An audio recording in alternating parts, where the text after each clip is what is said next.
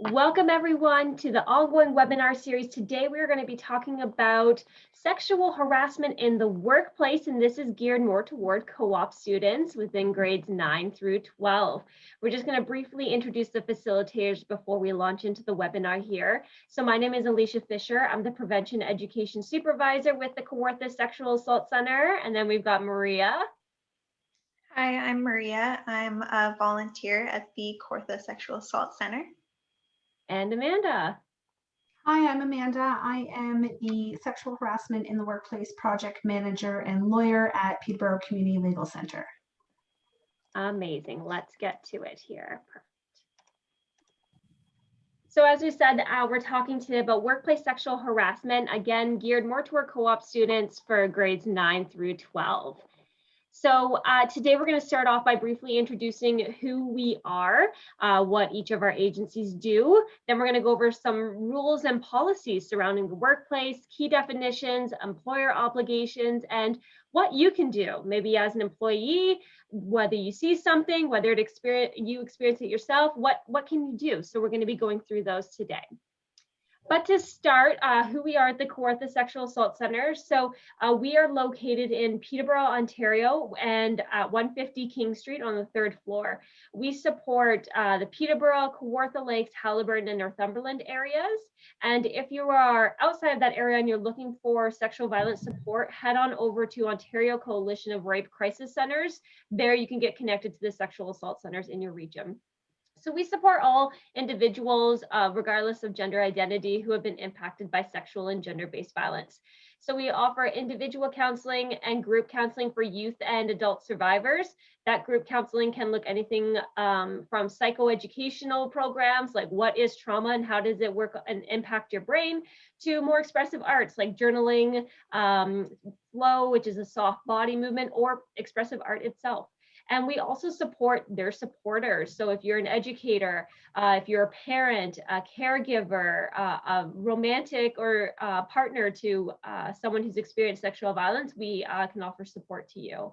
We also do accompaniment, advocacy, and peer support as well. So if you're accessing court services, if you're accessing potentially reporting a crime, talking to Peterborough Health team, accessing the hospital, we can provide that accompaniment and advocacy for you alongside you.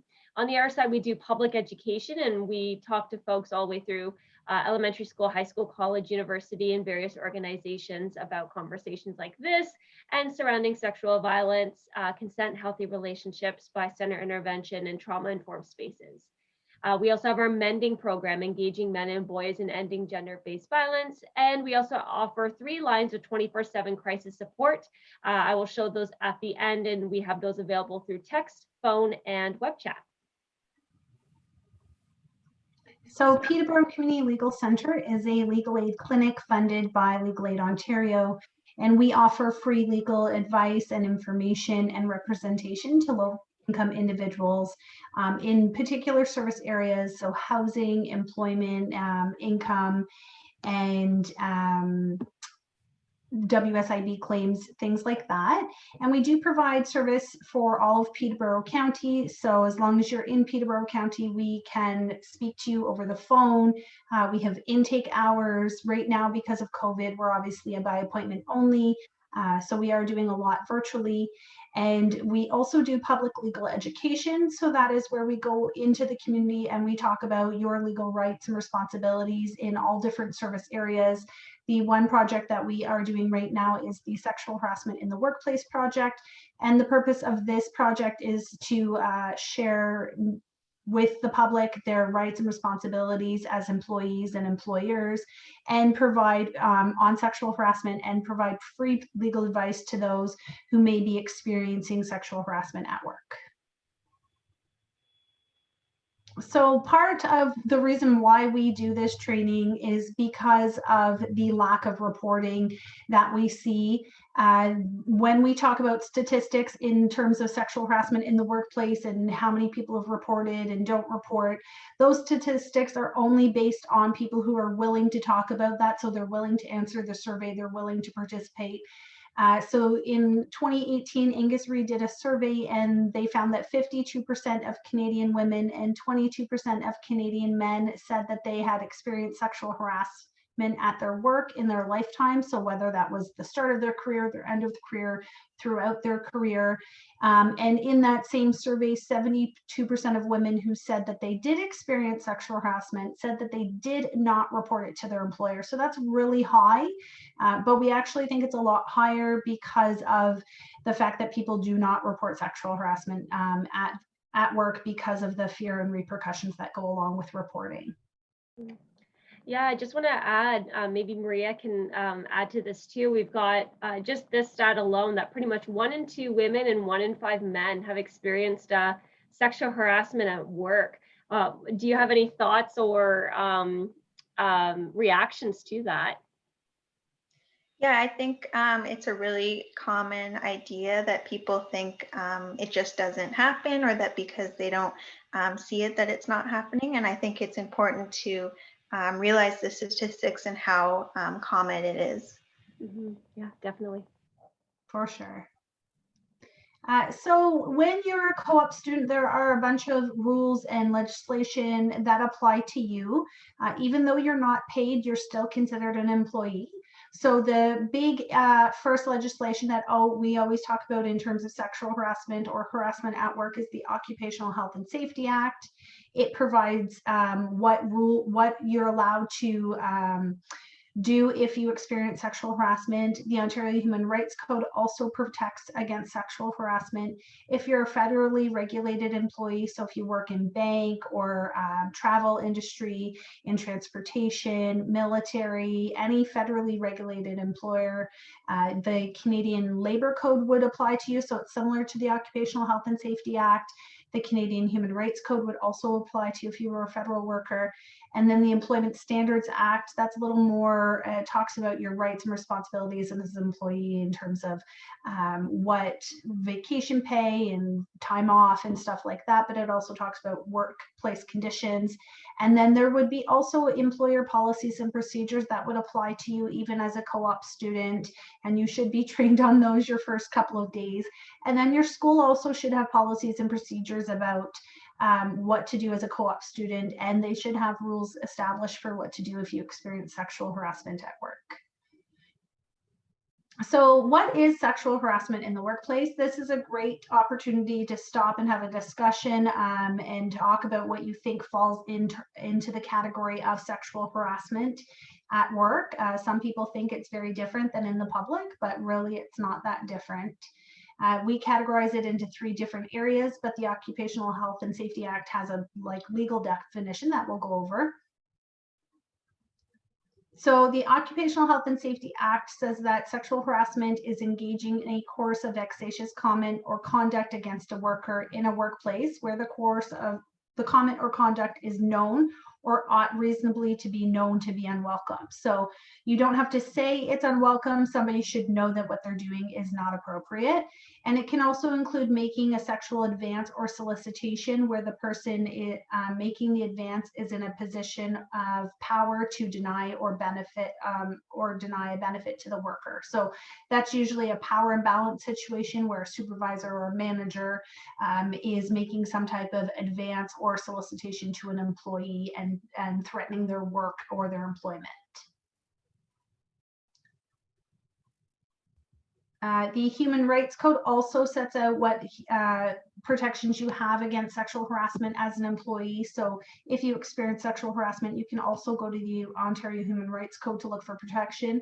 Section 10 says that sexual harassment is a form of discrimination based on sex or gender. The code prohibits all forms of discrimination based on sex. And the code offers protection in 5 social areas: services, goods and facilities, occupancy of accommodation, so that's housing, contracts and employment, and membership in vocational associations such as trade unions or organized unions. And then as a federal employee, the Canadian Human Rights Code would apply, and it also sets out specific requirements to prohibit discrimination based on sex, sexual orientation, gender identity, or expression. and it explicitly states that sexual harassment shall be deemed to be harassment on a prohibited ground of discrimination. So sexual harassment is particularly protected under the Human Rights Code, Canadian Human Rights Code. So we just have a little video here to give you an idea of what sexual harassment in the workplace can look like. Has the current wave of sexual allegations left you scared, confused, maybe even a little angry? Is the culture shifting under your feet so fast you can't make sense of it? Or do you simply not know how to behave at work anymore? Fear not. Here are frequently asked questions about sexual harassment. Number 1, is it okay to greet your coworker with a deep full-body hug or mouth kiss? No. This is what we call unwelcome touching. But you're an affectionate and friendly person. The touching's not sexual. It's just kind of your personal brand at work. Still, it's a no. Number 2, is it okay to think a coworker looks sexy in their pants? Sure, think away. But is it okay to tell that person that you think they look sexy? No. You may not know this, but people aren't always looking for feedback on the way they look, even if you think you're being nice and flattering. It's entirely possible that they just really like the way they look in those pants. Number 3, this is where things start to get confusing. Can you ask someone out at work? Maybe. But consider the following questions first. What kind of power dynamic exists? Are you their boss? Do you have a more secure job? Is there a possibility that this person might fear getting fired if they say no or report you? Is it possible the vibe you think you're picking up on is just them trying to be nice? If the answer is yes to any of these questions, just don't do it. Number 4, let's go even deeper. You aren't making the inappropriate comments or doing the groping, but you've seen it, and you've heard rumors. Can't you just laugh along? Or simply just roll your eyes and ignore it? I mean, does it really have to be your problem? Yeah, it's your problem. It's like a Ouija board. If you're not pushing or pulling, then the people who are pushing and pulling get to make the rules. The world is changing under your feet, ultimately for the better. But it will take you and everyone around you to be a little more sensitive, aware, and open to learning a new way. All people expect to be treated with respect and to feel safe at work. So follow this simple guide, and if you're still confused, please check out our website. As the current wave of sexual... So when we talk about sexual harassment, we can categorize it into 3 distinct areas. The first is visual sexual harassment. So that includes exposing your private parts, sending images or videos to another person, or sharing somebody's sexual pictures or images without their consent. This is very common, but you should not do that because it is sexual harassment, even if it's not at work. Staring or leering or sexual gestures, or displaying sexualized images or content. So that could be posting a picture in the lunchroom of a woman in a bikini or a man in little shorts. Anything along those lines would be considered sexual harassment. And then we also consider what verbal sexual harassment is. So that includes making inappropriate jokes, remarks, teasing, or asking sexually related questions, or anything related to sexual identity or gender identity. Asking someone to go out with you and not taking no for an answer. That was in the video about, you can, but consider all these different variables of why you may not want to do that. And also if you do it and then they say no, you just don't do it again. Unwelcome sexual advances. So that could include making actual advances towards a person, trying to touch them, trying to ask them out on dates, trying to ask them to do something sexual with you, inquiring about preferences related to sexual or gender identity, commenting about a person's clothing, body, or personal behavior. So we saw that also in the video, and then sending someone sexualized emails, notes, or letters, texts, videos, etc. And then physical sexual harassment can include sexual assault, abuse, or rape. And we'll talk in a minute about the spectrum of sexual harassment and how some forms of sexual harassment actually border into criminal activity. It can also include inappropriately touching or grabbing someone, using intimidating gestures, deliberately brushing or rubbing your body against someone, blocking another employee's movements, kissing or hugging someone. So we saw that in the video too. Just because you like to hug doesn't mean that you should be hugging people. And then unwelcome touching of another person's hair, clothes, or body, which people may not think about, but it happens pretty commonly as well. So this is what I'm talking about in terms of a spectrum of sexual misconduct or sexual harassment. So sexual harassment, when we talk about it in a legal context, it's kind of on a spectrum. So on one end, we have less serious incidences, and on the other end, we have more serious incidences that actually are criminal in nature. So that would include sexual assault, sexual touching, criminal harassment. That includes stalking and, leering into people's homes, following them home, sharing private images without consent. So that's pretty common nowadays, and that's something that we're seeing a lot more of, that crosses from private life into public life and into your work life. And then on the lower end of spectrum are those jokes, sexualized language, sexual innuendos, unwanted sexual attention. But you have to understand that not being responsive to those situations can actually lead to more serious incidences. And we do tend to see that something that starts out as a joke that people don't respond to or don't say, hey, you shouldn't be doing that, can actually lead into more serious incidences and end up very seriously harming people.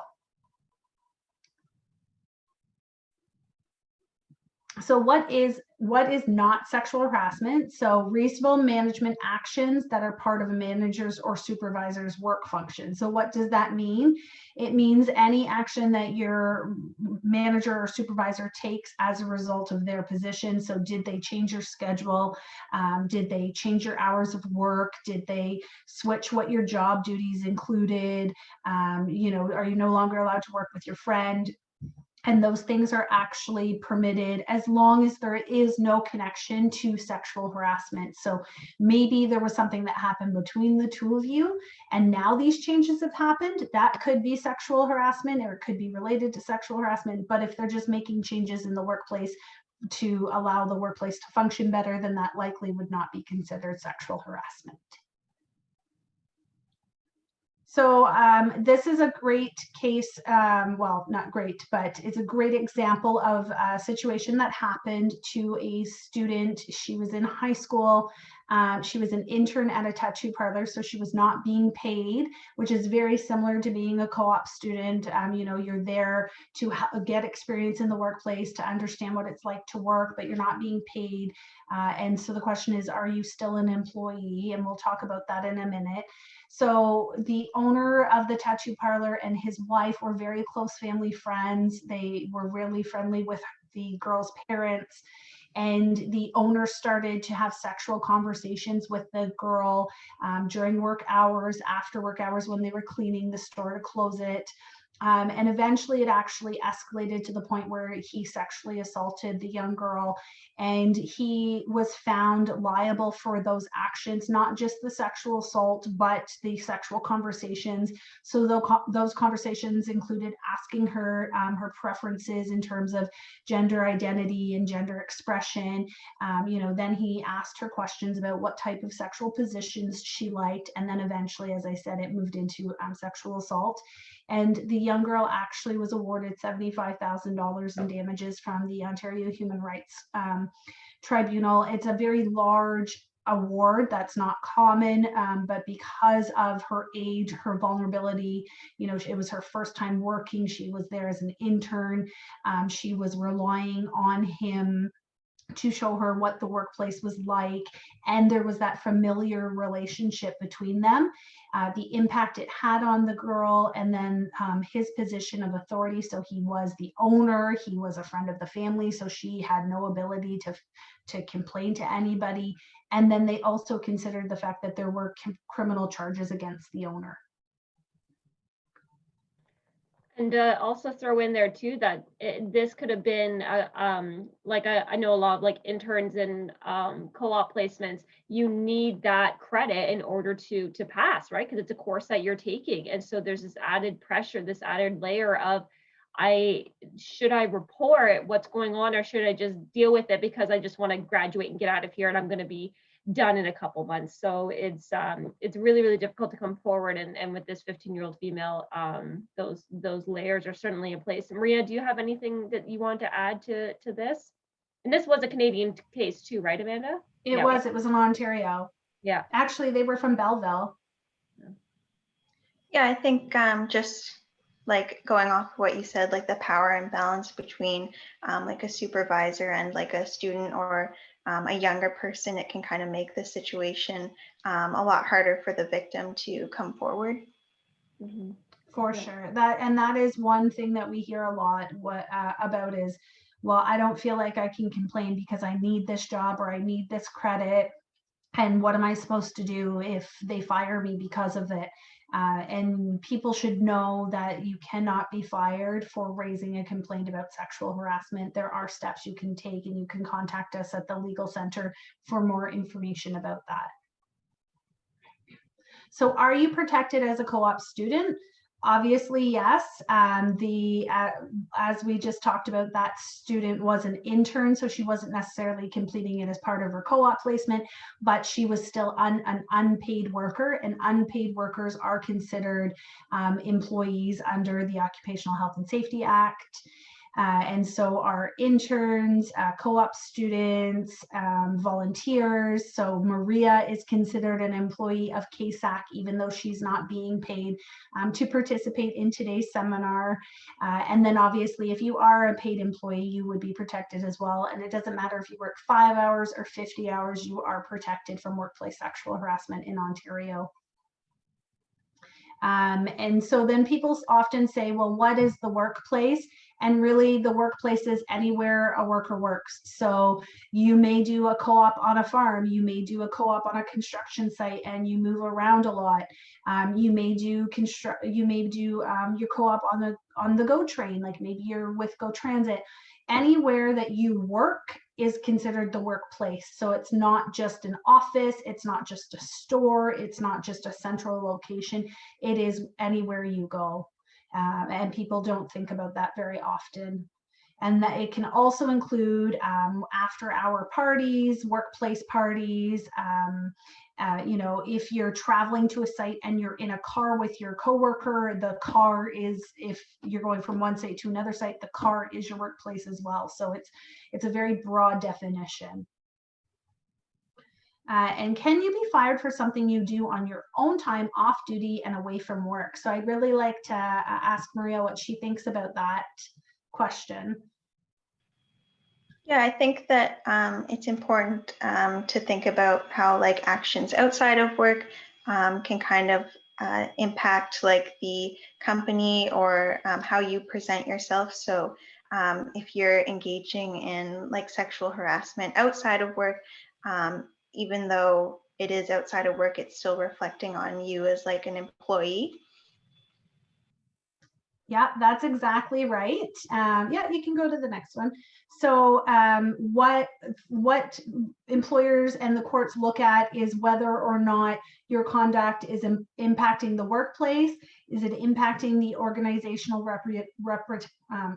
reputation? So are you posting something on social media and everybody's hearing about this workplace that's really toxic and full of sexual harassment predators?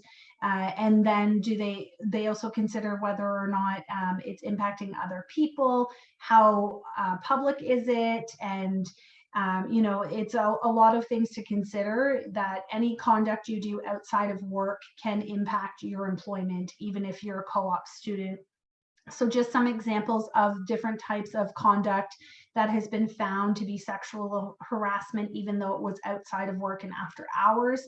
So any type of discriminatory, sexist, or abusive comments on Facebook about your boss or a coworker or an employer. In this case, an employee had made comments about his female coworker, did not identify her by name on Facebook, and another coworker had also made comments under his original post. And a third employee saw that and brought it to the employer, and the two coworkers were fired for those comments. Even though they couldn't identify the female that they were talking about, they knew that it was somebody in the workplace. And because it was a public post, it wasn't a private post, the ability for more people to know about it was part of what impacted the employer's decision. And then also comments on social media about human rights related issues. So in this case, a teacher was disciplined because they made anti-homophobia comments about people on their social media accounts, and they were held liable for that, even though the person didn't make the comment as an employee of a school, they made it as their own self. And then also social media comments or tweets that are sexist, racist, or abusive. So in this example, there were some Toronto firefighters who had made comments about women that were derogatory and sexually based, and they were disciplined, especially because Twitter is such a open forum, and it's so easily shared and used by people that the extent that it could go out into the public sphere was so large that the employer really took the time to think about how that was going to impact not only women who use Toronto Fire Services, but also the reputation of Toronto Fire Services, that they employ people who make these types of comments about the public in such an open way. So think about what you're posting before you post it, because if it relates at all to your work, you're probably going to open up yourself to what we call liability, and your employer to liability as well. So we talked about this a little bit at the start, and I always like to talk about it more in the middle when people have had the chance to think about what sexual harassment is, and that is what barriers prevent reporting. So I'd love to hear Maria's ideas of why people may not report sexual harassment in the workplace. Yeah, I think there's a lot of barriers to reporting. I know one really common one is that there's kind of this myth that there's a large proportion of people making false accusations, and so people are afraid of coming forward because they think that they're just going to be cast off as like being told that they're lying about it. And so I think it's important to support people when they come forward. And I also think that people are kind of afraid of any repercussions that might happen when they do report something. Like they think it might maybe impact like their job status or their relationship with their coworkers.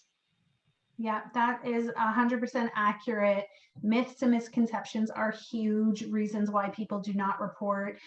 They're afraid that they won't be believed. They're afraid of the stigma.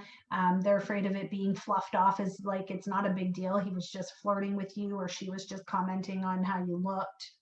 And then also especially in workplace context, you work together. So then, the person, you may have been friends for a number of years, or you may have been close at one point and now you're not. And so that perception often impacts people as well. There are a lot of great reasons why people do not report, and it's individual to everybody. So it's a really great opportunity to have a discussion. If you're doing this in class, take a moment now to have that discussion about why people may not report sexual harassment. So your employer has some obligations under the legislation in Ontario and then federally of how they can protect you against workplace sexual harassment. And those include having a workplace harassment policy, or what we call a WHP, and that workplace harassment policy must be reviewed annually. It must be easily accessible to all employees, and staff must be trained on the policy, And then it also must have a process for raising and addressing complaints. And so even though you're a co-op student, you should still be trained on your employer's policy, and you should understand how you can raise a complaint if you have experienced sexual harassment. And then once people raise their complaints, there are processes and policy steps in place usually that an employer must take. So those would include on the next slide so they should do a workplace no, it's my fault. They should do a workplace investigation, and if you have questions, if you experience sexual harassment and you want to understand what your rights are and what your employer should have done or should be doing, you can contact us at the center and we can give you some information on that. And then one thing I really like to let people know about is their positive obligation as an employee. So we saw this in the video. Well, what if I witness it? It's not about me. Why should I have to do anything? Well, you should, because A, that's what a good person would do. And that's what we expect out of our colleagues and coworkers and out of society, but also because the Occupational Health and Safety Act has a requirement of employees to report unsafe working conditions, and sexual harassment can become an unsafe work condition. It can create toxic environments in the workplace. It can impact more than just you. Witnessing sexual harassment can be traumatic as well. And when you see it, you should report it to a supervisor or manager. And once you've done that, you've fulfilled your obligation. And now the responsibility has been passed on to that manager or supervisor or your employer. If you report it, you should write down when you did, who you spoke to, what you talked about, and you should probably keep a record also of any incidences that you see. That way, if something comes up, there's an investigation, it goes to court. If you're called as a witness, you can remember based on that, because it could be years down the road that you're called on to talk about this. And as a co-op student, you should talk to your teacher. They have a duty to report any incidences of sexual harassment, and they have a duty to ensure that you have a safe working environment as well. And so what about if it happens to you? So there are lots of things you can do legally and then more informally. So the first thing we'll talk about is the informal processes. So report it to your co-op teacher. If you feel comfortable, you may feel like you can talk to the perpetrator. You can say to them like, dude, that wasn't cool. Please don't do that again. Or if you witness it, you can say, hey, stop that. Alicia does a great presentation on bystander intervention. So if you want to talk about bystander intervention, check out KSAC. They have some great resources on that. Report it to your supervisor at the workplace. Keep notes or a record of when, what, and who happened, who was there, who witnessed it, what time of day was it, anything to remember, because you may not want to address it right away. You may want to deal with it a few years down the road, a few weeks down the road, whatever. You can file a written complaint with your employer. If you're a unionized employee, then you would file a grievance, and you would want to insist on some type of investigation or review of the incident and ask for a written report. And then if it's criminal in nature, you can go to the police. And then for any legal responsibilities that you have as an employee, you can contact the center and we can talk to you more about that. Yeah, I think that's my cue now. So to review some of the key points that we've kind of learned and talked about throughout this webinar is that co-op students or interns are employees. And I know that's kind of a big thing to recognize, is that you do have rights as an employee. As a co-op student, you have rights. As an intern, you have rights, and you have a right to be free from sexual harassment, both in and outside the workplace. But if you see something, it's important to say something. And, you know, maybe that's checking in with the individual that you saw experiencing some form of a harassment or something that just didn't feel good. It's important to check in with those involved. Maybe check in with your manager, your supervisor, your teacher, just to check in and say like, hey, I saw this happen. I don't really know what to do, but I just kind of want to talk about it.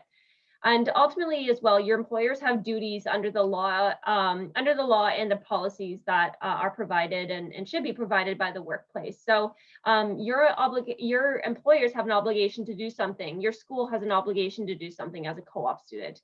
And what you do after work could certainly impact your employment. So even if you're a co-op student and you're just on Instagram and you're commenting about how something that could like ruin the reputation or impact the reputation of the agency that you're working for, like these have repercussions. And so it's really important to think about, you know, what you are putting out into the digital and social media world can and will and can have an impact on your job, on your employment, on your ability to complete your co-op placement. And that there is help available, whether that's with the Kawartha Sexual Assault Center or the Peterborough Community Legal Centre. There's lots of people who you can reach out to for advice. Amanda, do you have anything to add to these? No, that's basically what I think the key points are. And obviously, you know, KSAC and PCLC can provide more detailed training where we really talk about these issues more detailed, but these are the most important things you should know as you're entering into your co-op placements. Mm-hmm. Yeah, Maria, do you have anything to add as a volunteer? Have you learned anything? Yeah, I think I really like how the point about if you see something, say something, because I think that when talking about sexual harassment, we often think about what to do if it happens to us, but it's also important to see the role that we can play if we see it happening to someone else, like in a workplace, and how we can kind of help the victim kind of get through some of the barriers that they might have to reporting it. Definitely. And so, as you said in the beginning, if you do have access to that survey, we always appreciate any and all feedback that we can receive on this webinar. As I mentioned at the beginning, the Kawartha Sexual Assault Center does have a 24/7 crisis support line that is free, confidential, and immediate. So whether that's over the phone at 1-866-298-7778, through text at 705-710-5234, or if you can't remember numbers, you can just head on over to our website, kawarthasexualassaultcenter.com. There you can get connected to our web chat, which is also a 24/7 crisis support service, those phone and text lines, as well as the services that we offer, different supports, as well as our social media accounts. And as mentioned, Peterborough Community Legal Centre will provide free, confidential legal information and advice to individuals in Peterborough County who may be experiencing sexual harassment in their workplace. Because of COVID, we do not have drop-in intake anymore, but you can call us at 705-749-9355 or visit our website to see how to get a hold of us to book an appointment or talk to a worker directly. Amazing. Thank you everyone so much for joining us today. And thank you to Amanda and Maria for your insights and contributions to this webinar. Thanks. Bye, everybody.